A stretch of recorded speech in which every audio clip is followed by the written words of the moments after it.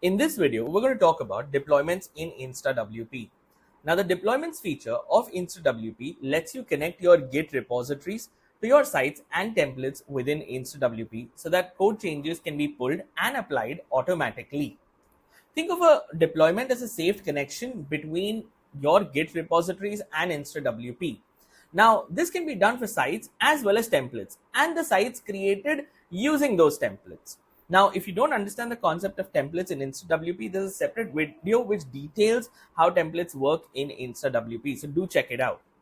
Now, how this works on InstaWP is that for each repository, you would actually be creating one deployment.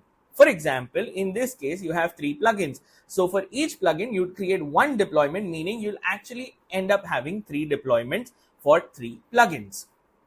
Now, how the workflow goes is you first actually set up your deployment, meaning you establish that connection.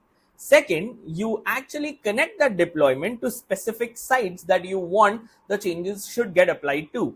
And the third is what we call running a deployment, which is where you actually update the code there and that code actually automatically gets updated on all your sites and templates.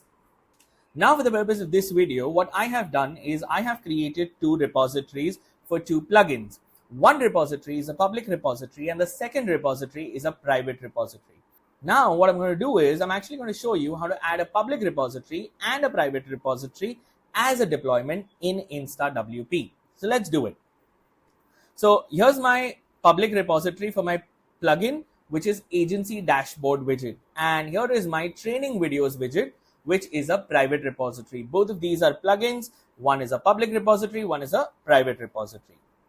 Now, what I'm going to do is, first, I'm going to show you how to add the public repository.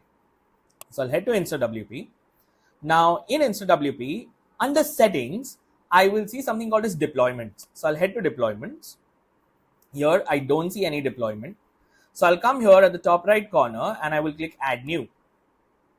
Now, once I click add new, the first thing that it asks me is repo type, public or private. So for the first one, I'm going to select public. Now here, I need to paste my repository URL. So I will head back to my Git and here I will copy this URL. I will head back. I will paste it. Now it'll ask me which branch. So I will put the main branch here. If you want to connect any other branch, you can always do that. Now comes the destination folder. Now these are actually plugins. So by default, all plugins in WordPress actually go into wp-content/plugins/ the actual folder name. So what I'm going to do here is I'm going to type wp-content/plugins/ I am just going to copy this because this is eventually my folder name. Now, what I'm choosing here is the actual folder in the site where the plugin or the code change should get deployed inside. So that is what I'm setting here, my destination folder. Now, after this, what I will see is post deployment commands. So if you want to run any post deployment commands, you can always add those here. However, this is only available in the higher plans. Now, what I'm going to do is I'm simply going to click add. And that's it. That's how you add a public repository. It's as simple as that. Now, I'm going to show you how to actually add a private repository. So first, I will simply click add new. And here I will select private. So I'll click private. Now it's asking me to enter a repo SSH link. Now that link actually follows a certain structure, which is git@github.com:your account/repo.git, which is actually shown here, displayed here. So what I will simply do is I will head back. And as you can see, for me, it is Ibrahim Rumani, where I and R are capital. So I will head back here and I will type git@github.com:Ibrahim Rumani/